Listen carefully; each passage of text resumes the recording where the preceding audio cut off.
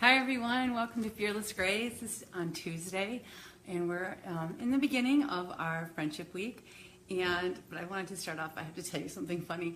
So today, sorry I'm like 2 minutes late, I decided went to church this morning and I made the mistake of not getting ready for my show beforehand. So I was like running when I got home, and I was like trying to throw on my makeup really quick. And I like used this little thing to put on like foundation and powder, and I'm looking like this, and like, feels disgusting. And I look at it, and yesterday it fell on the floor, and I just picked it up, and put it back in my makeup bag, and I didn't even think about it. And so it like kind of fell, and when it fell on the floor, it fell like underneath the like foot kick thing or whatever. So I didn't really look. I just picked it up and threw it in my bag, and apparently it fell into like a hidden little mass of dog hair. So I'm like putting it on my face, and there's like dog hair all over it. It was so gross. Anyways, I just thought that was funny. And that would have happened whether I was running behind to try to get my makeup on quickly or not. And it's funny when you're in a house of dogs, do you ever feel like you're like living in this like little invisible carpet of dog hair? No matter how often you sweep and no matter how often you clean, when something falls on the floor, it comes up with dog hair. And I don't really understand how that works, because if I look at my floor right now, it looks clean and it doesn't look like it's a dog hair bed. But I guarantee you, whatever I drop on the floor right now, it comes back with dog hair. Anyways, so to recap yesterday, we just kind of started talking about like the importance of friends when you get to be fearless gray, and kind of the changing like aspects of friendship as you get to be fearless gray age. At every other point in your life, you kind of have natural areas where you meet friends. Other people are also in the position of having to meet friends, and kind of when you get to fearless gray age, it's a little bit more like people are like leaving and moving, and your family's moving out, and so it's kind of a real shifting sands about how we make friends or meet friends. Anyways, yesterday one of my friends, Pam from my high school, commented that the Seasons of Friendship is a really good poem and everyone should read it. And so I went, and of course, and I looked at it, and it completely tied into today's show that I was going to give. So first of all, thank you for Pam for sharing it. Second of all, when I'm done with the show, I'll add a picture of it below, and you can take a look at it. But basically the premises of the poem is that there's three different types of friends that come into your life. There's friends that are there for a reason, there's friends that are there for a season, and there's friends that are there for a lifetime. So I kind of just want to talk about each of these areas and talk about it from two aspects. One, like when you need friends, how these people come to you.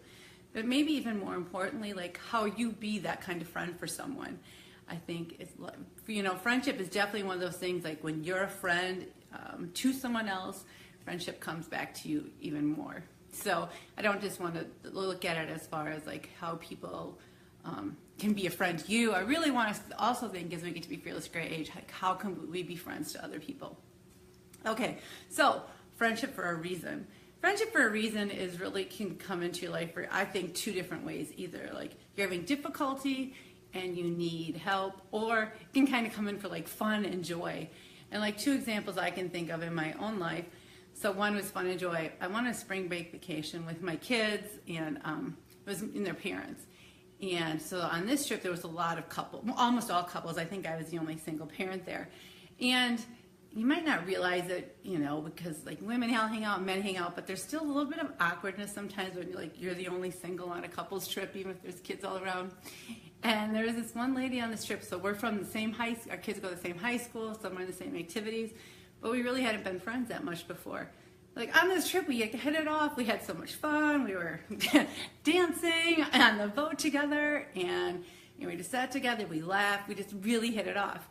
And then we came home from the trip, and we just kind of went back into our lives in our hometown. And like we didn't keep, seeing each other and having all these fun activities, but I really feel like she was there to like help me have joy in that season and feel comfortable.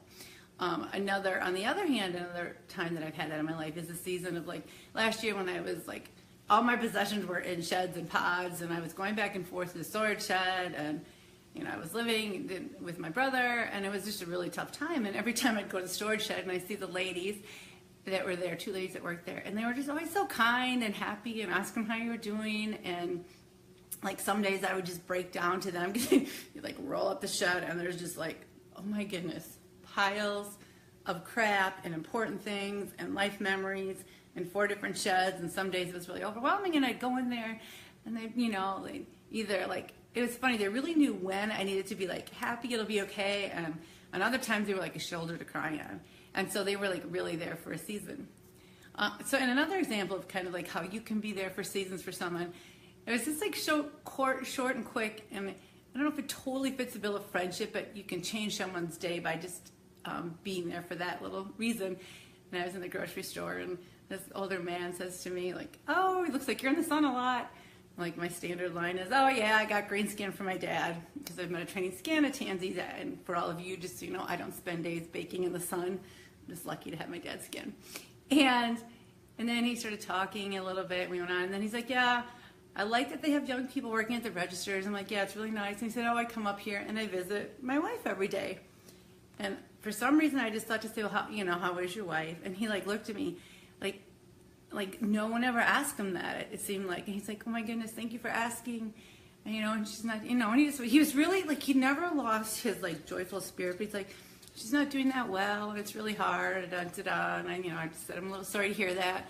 And then he goes, "I got this line," and I was like, "Oh crap, she has all kinds of stuff." And he goes, "No, I'm really glad you did." And so I think there's these moments in our life, like when you have to be aware when somebody else needs to see you or talk to you or hear you. And I think as we get to be fearless gray age, there's, you see like these older couples who maybe their spouse died and you can tell they're lonely. And I think maybe we have a responsibility because we have a little more time to just have a random conversation, to take time and say hi to these people and maybe be their friend for that reason, for that moment. Okay, friends for a season. So friends for a season can be like a couple months, it can be years, it can be a year. Friends for a season, like I can think of two really easy aspects of my life. Like one is like I had a neighbor. We lived next door to each other, I think for like 8 years, and it was like my closest friend maybe I'd ever had, because we lived right across the street. We walked, we worked together, we volunteered together. I mean, we walked, we didn't work. We volunteered together, we walked together. Like we drove our kids to school. Like we had every moment together. And so that season of my life, like I don't know that I would have made it through without her, because she brought me joy, and she brought, like when I ran out of gas anywhere, I'd call her up and she would come, and I would do the same for her. So it was like that friendship for that season of my life. My little board over here. Another I think season that we might have for friends are like when we have a job and we really like the people that we're working with there. Those are friends for that season. And then you think, oh, we're gonna be friends forever, and you move to a new job, and you're not. It's just not the same when you don't see each other every day. I have a lot of friends from the seasons of my kids' sporting life, because my kids are really into sports. So if you think about even 4 kids in sports and probably 12 different sports, so I have these 12 different groups of people that I really care about, and I really care about their kids, and we spend so much time together. And then the sports end, and so many of those friendships were just for that season of life. And I think that they're really important too. I think friends for a season bring you joy, and they bring you support. And I think, as we head into the Fearless Grace season, I think we need to be aware of friends who need us for a season. If it's like they're lonely, and maybe they're going through illness, they have a death in their family. And what I find for myself is that it's easiest to be in someone's season of life that I've lived. And you get to be fearless gray age, and you lived a lot of different experiences.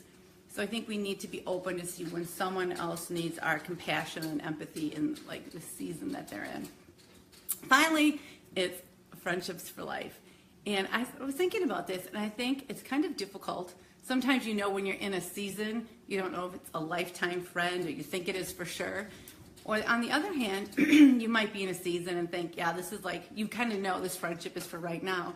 And somehow it turns into a lifetime friendship. And I think lifetime friendships are those friendships that either they really change you, they change who you are, and you take the values of that friendship on with you forever. Or they're the people that they just keep popping up in your life, and they're always there when you need either fun or support. And a couple examples that I think of that are interesting lifetime ones for me are, so this is, we talk about Facebook and social media, how it can be really bad. But to me, this is how it's really good. So from my high school, we have a really good Facebook group going, and we have over half of the kids are in our Facebook group. Now, granted, we can't pull off a reunion because nobody wants to go, but we're really supportive of each other. And So like last year, when I was going through, the divorce and that, like people that we weren't even that great of friends with in high school, like reached out to me and sent me things. And, I think it's just really interesting. I feel like we have a real closeness to the women and the men in our class, even though we don't ever see each other. We kind of know what each other's up to. And I really feel like we could turn to each other. Like, for example, if I said, oh, can you guys pray for my whatever, like there'd be so many of them that would really do it. And so for so many years, our class, we just all went in every different ways, and there was no social media and like very small pockets of friends.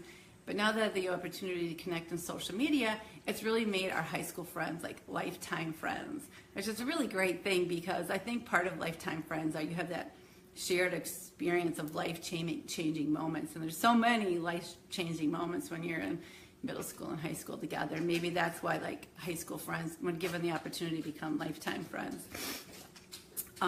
And then I think there's those lifetime friends, like my neighbor that I was telling you about that was there for a season. It's weird. We like literally never talk to each other. She's been gone like 3 or 4 years, and we text or call rarely. On the other hand, I know that if I did call and say I needed her, she would be there for me. And I also know when we visit, like, I think sometimes people are like, oh, you go away, it's always the same when you go back.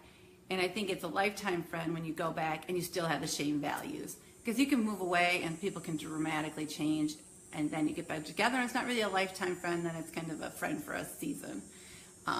But if you get together and you still have the shared values and the shared empathies and the shared vision for your family's lives, then it's kind of a lifetime friend. So anyways, we're going to continue this week more on friendship for Fearless Gray Years. And I'm hoping on Thursday that we're going to kind of have like a little friendship forum. And if you're liking this, please make sure you share it. And also, please follow BubblrMedia. We have a lot of great programming, and I do my Fearless Gray shows Monday, Tuesday, Wednesday, Thursday at 9:30 Central Standard Time.